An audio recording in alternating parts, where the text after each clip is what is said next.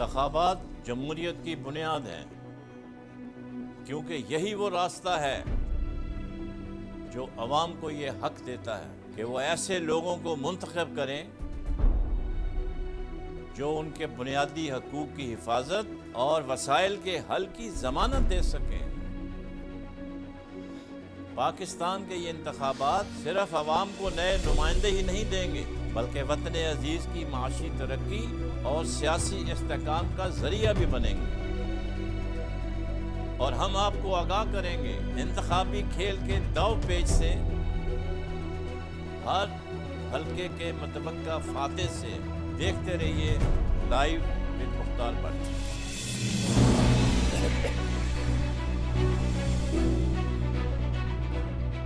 Welcome back. Break पे जाने से पहले अब्दानी साहब से बात हो रही थी, ये बात कर रहे थे कि ये जो एक टीम होनी चाहिए जो कि ITPs को रिव्यू करे, सिवाय उन आइटम्स के नहीं कि जो कि रेगुलर इस्तेमाल में आ रही हैं ज़्यादा, उनकी तो हम रिव्यू करते रहते हैं, टैक्स आगे पीछे करते रहते हैं, लेकिन ओवरऑल तमाम आइटम्स को रिव्यू करना चाहिए कि इनकी ज़रूरत है कि नहीं है।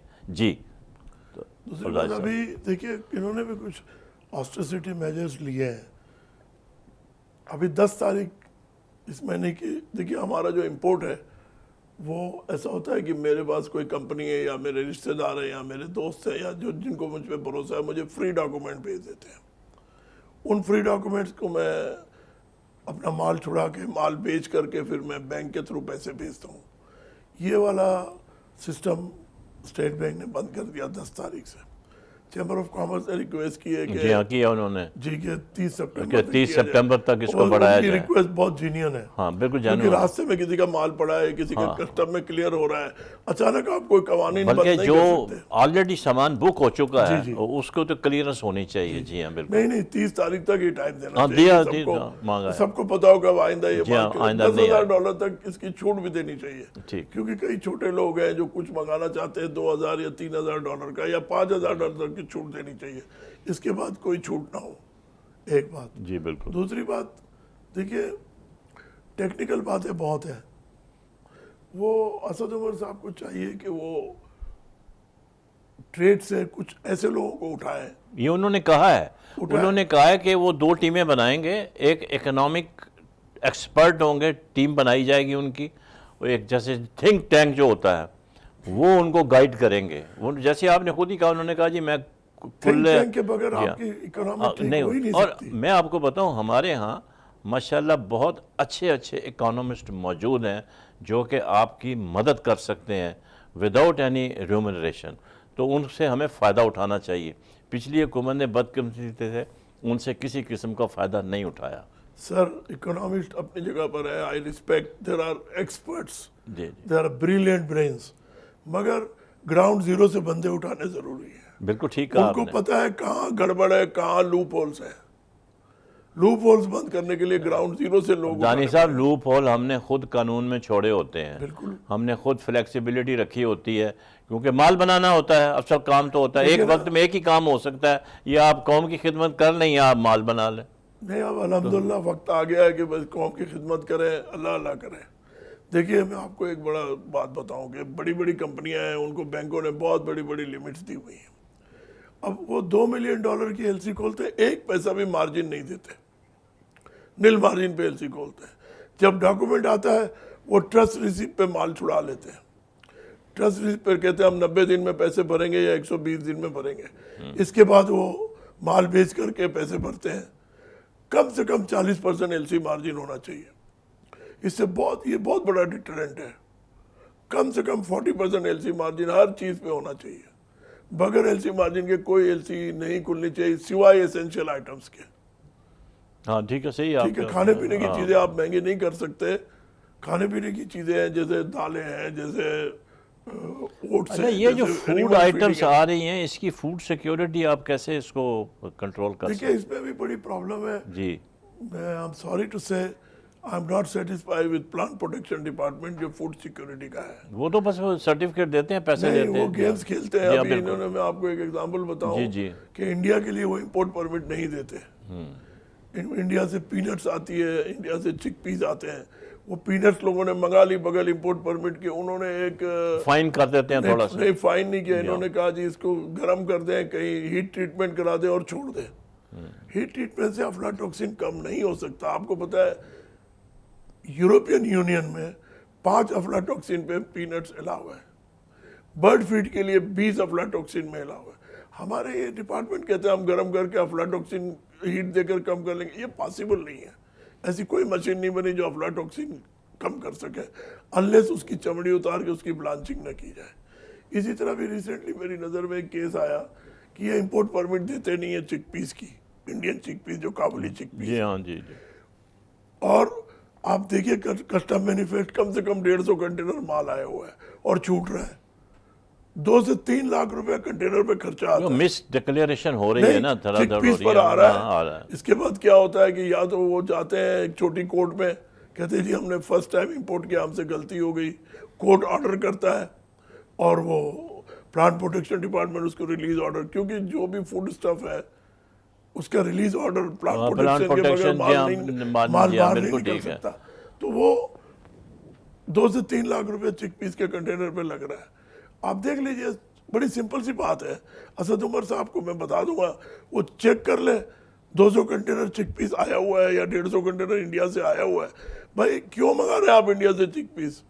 चिकपीस तो कनाडा से मिलता है, अर्जेंटीना से मिलता है, सूडान से मिलता है, अपना ऑस्ट्रेलिया से मिलता है। जी हाँ, बिल्कुल मिलता है। आप $2 मिलियन फॉरेन एक्सचेंज अपना प्रेसेस जो है, प्लस आपने थर्ड कंट्री से मंगाया वो डॉक्यूमेंट मंगा रहे हैं, उसको भी कमीशन दे रहे हैं दुबई वाले को। नहीं, लेकिन उधर से भी तो मंगाएंगे, उधर से भी तो फॉरेन एक्सचेंज तो देना ही पड़ेगा आपको। पड़ेगा, मगर आप इंडिया को तो फिर आप इंपोर्ट परमिट क्यों नहीं देते खुला इंडिया के लिए कि भाई आप इंडिया से मंगा लो, आपको कोई चार्जेस नहीं है, कोई ये 2 से 3 लाख रुपए। तो आपको पता है ये 2 से 3 लाख रुपए का जो खर्च है वो किस पर जाता है? वो एंड यूजर पे जाता है। दानी साहब, ये जो बिजनेस एंटरप्रेन्योर्स हैं जो बहुत परेशान हैं, इनके तकरीबन 300 बिलियन रुपीस जो हैं वो डिबेट के इनके फंसे हुए हैं, अभी तक इनको मिले नहीं हैं। पिछली हुकूमत ने प्रॉमिस किया था, नहीं दिया। लोगों ने अपनी फैक्ट्रियां बंद कर दी हैं, कारोबार बंद कर दिया है, और ज़्यादातर लोग जो है फैक्ट्री बंद करके रियल एस्टेट में चले गए हैं। वो तो कराची में सुप्रीम कोर्ट ने पाबंदी लगा दी आपको हाई राइज बिल्डिंग के ऊपर कि पहले पानी तो लोगों को दो, बिजली तो दो, गैस तो दो। तो जब तक कॉस्ट ऑफ प्रोडक्शन जो है वो हुकूमत कम नहीं करेगी, इसकी तरफ बहुत तवज्जो देने की ज़रूरत है।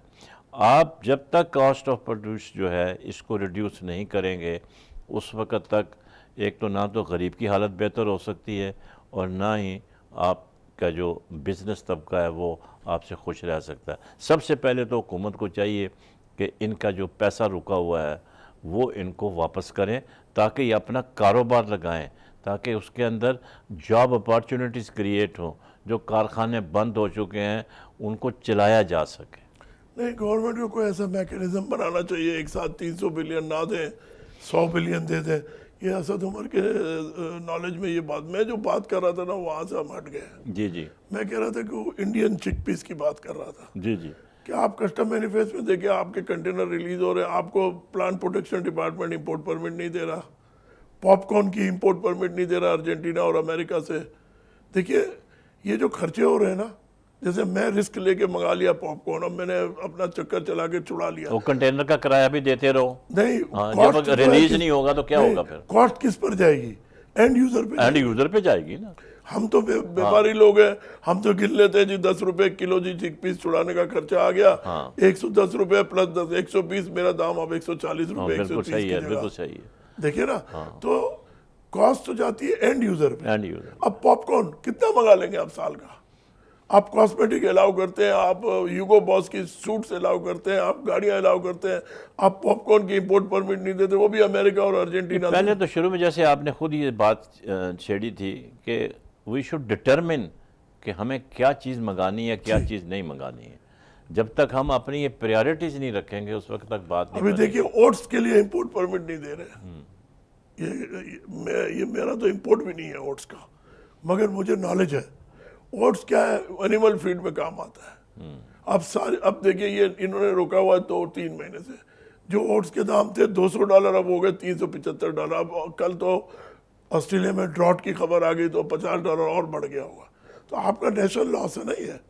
या तो आप दे ही ना, फिर आप माल आता है उसको छोड़े ही ना कि मैं मंगाऊं ही ना, माल तो छूट जाता है। जो हिम्मत वाला आदमी है जो रिस्क लेता है उसका, नहीं आप रिस्क छोड़े आता ही है, ना। फिर आप फाइन करके फिर आप तो फाइन का तो जी, हाँ। सिस्टम क्यों फाइन करते हैं आप? हाँ बिल्कुल। देखिए ना, बीटल नट्स इन्होंने बैन की हुई है, हाँ सिगरेट क्यों नहीं बैन किया?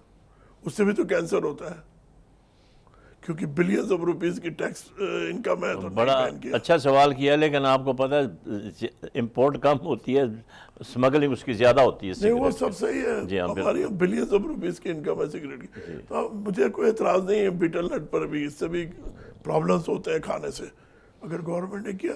मगर एक पॉलिसी पे काम करें कि आप देखिए, पीनट्स जो है अफ्रीका में $200 सस्ती है इंडिया से। पीनट्स अफ्रीका का वो इंपोर्ट परमिट ही नहीं देते। क्यों नहीं देते भाई आप? उनका एक सिंपल सा जवाब है जी, हमारा उनके साथ प्रोटोकॉल साइन नहीं है। भाई आप 140 कंट्री में प्रोटोकॉल साइन करने जाएंगे तो आपको लाखों रुपए, करोड़ों रुपए चाहिए, और ये आपकी जिम्मेदारी है कि आप प्रोटोकॉल साइन करें एक्सपोर्टिंग कंट्री के साथ। हाँ बिल्कुल करें जो ये हमारी कोई जी हाँ, जिम्मेदारी बिल्कुल, नहीं। तो हाँ। प्लांट प्रोटेक्शन जो फूड सिक्योरिटी का ये डिपार्टमेंट है ना, इसको टोटली रिवाइज करके देखना है, one by one, item by item. आप पूछ सकते हैं बुला के इनके डायरेक्टर जनरल को कि जी, जब इंडिया की चिक पीस अलाउ नहीं है, तो क्यों ये कैसे माल आया है, कैसे रिलीज हुआ, कस्टम मैनिफेस्ट में नजर आ रहा है। आप समझे ना? बिल्कुल या तो फिर आप इंडिया से, आप कर दें इंडिया से अलाउ, ये आपके जो एंड यूजर है उसको फायदा हो जाएगा 10 रुपए किलो, 12 रुपए किलो का। तो फिर सवाल ये पैदा होता है कि जैसे आप पॉइंट आउट कर रहे हैं कि इरेगुलरिटीज़ हो रही हैं और कस्टम जो है उसको रिलीज़ भी कर रही है, कस्टम में कोई काम नहीं है इसमें। तो नहीं वो प्लांट प्रोटेक्शन जी जी, हम वो दे रहे हैं, वो बगैर जी रिलीज हाँ, ऑर्डर के वो तो नहीं कर वो नहीं सकते। दे रहे, वो दे रहे हैं उनको। तो प्लांट प्रोटेक्शन कोई आइसोलेशन में तो काम नहीं करता, वो भी गवर्नमेंट का एक डिपार्टमेंट है, तो उसको भी मतलब यह है कि उनकी मर्जी आई तब बंद कर देते हैं, उनकी मर्जी आई तब सीधा खोल किया देते जा हैं। सकता है, ऐसी कोई बात नहीं है। तो आप क्या समझते हैं कि मौजूदा हुकूमत को फिर ऐसे इकनॉमिकली कौन से ऐसे मेजर्स उठाने चाहिए जिससे कि ये जो लूप होल्स हैं ये भी ख़त्म हो जाएं और आपकी जो एक्सपोर्ट है वो बढ़ सके और इंपोर्ट जो है वो कम हो सके? सर, मैंने आपको अर्ज की ना कि इंपोर्ट के तो 2 हिस्से कर दें, लग्जरी आइटम और एसेंशियल आइटम। लग्जरी आइटम पे आप रेस्ट्रिक्टिव कर दें या ड्यूटी बढ़ा दें। एक चीज़ और हो सकती है, जैसे मैं एक्सपोर्टर हूँ, मैंने $1 लाख का एक्सपोर्ट किया है, मुझे आप एक वाउचर दे दें, वो वाउचर सिर्फ लग्जरी आइटम इंपोर्ट करने के लिए खर्च हो, और स्टॉक एक्सचेंज को अलाउ कर दें कि उन वाउचर्स की ट्रेडिंग अलाउ कर दें।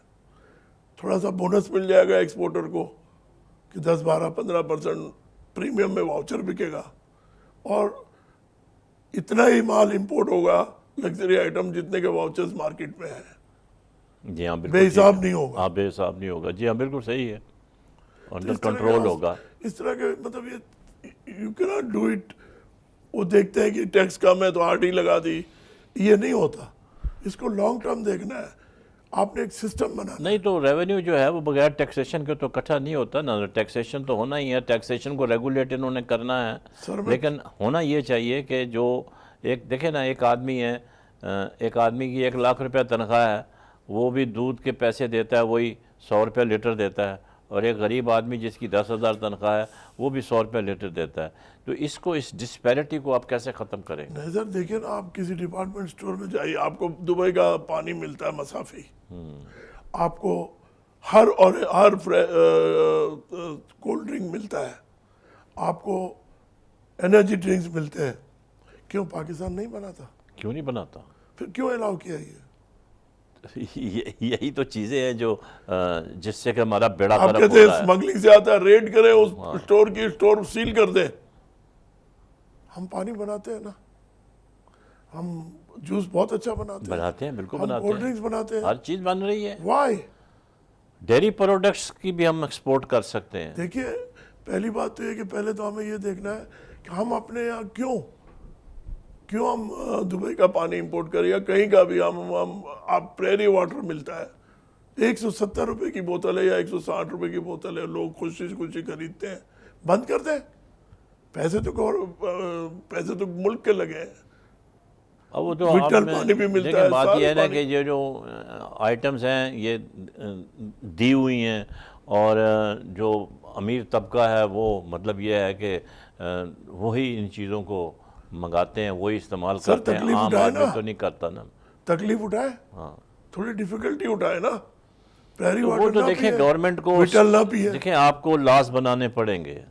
जब तक आप लॉज स्ट्रिक्ट नहीं करेंगे, उनके ऊपर इम्प्लीमेंटेशन आपकी नहीं होगी, उस वक्त तक आप इसको मैं नहीं यही रोक अर्ज कर रहा हूँ सकते। सर कि जब तक कानून साजी नहीं जी हाँ, होगी, बिल्कुल। जब तक लॉ एनफोर्समेंट, फिर आपको कानून साजी करने का क्या फायदा है, उसको एनफोर्स भी करना है।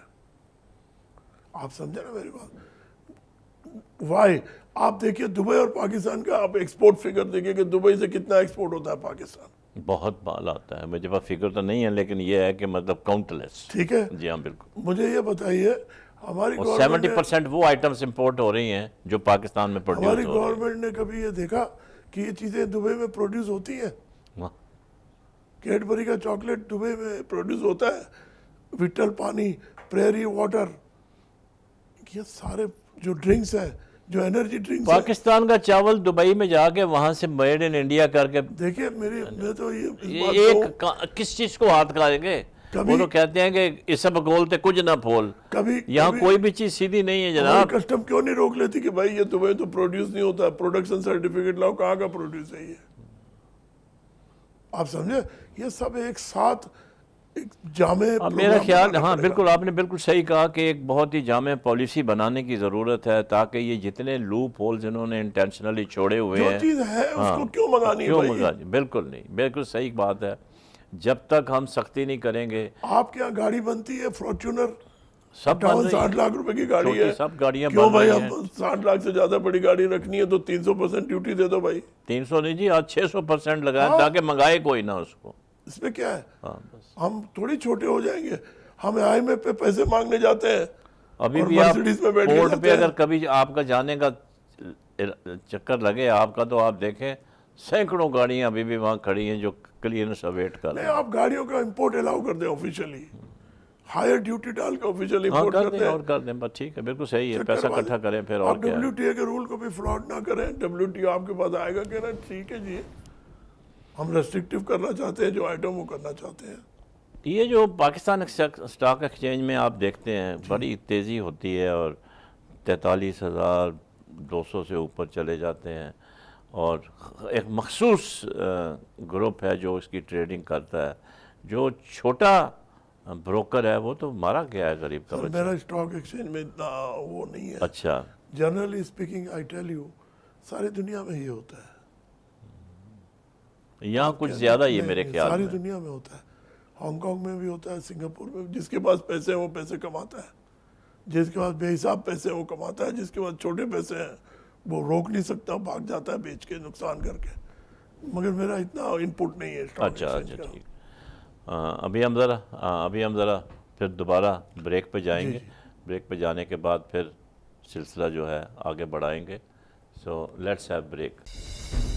इंतखाबात जमहूरियत की बुनियाद हैं, क्योंकि यही वो रास्ता है जो अवाम को ये हक देता है कि वो ऐसे लोगों को मुंतखब करें जो उनके बुनियादी हकूक़ की हिफाजत और वसाइल के हल की ज़मानत दे सकें। पाकिस्तान के ये इंतखाबात सिर्फ अवाम को नए नुमाइंदे ही नहीं देंगे, बल्कि वतन अजीज़ की माशी तरक्की और सियासी इस्तेहकाम का ज़रिया भी बनेंगे। और हम आपको आगाह करेंगे इंतखाबी खेल के दाव पेच से, हर हल्के के मुतवक्का फाते से। देखते रहिए लाइव विद मुख्तार भट्ट।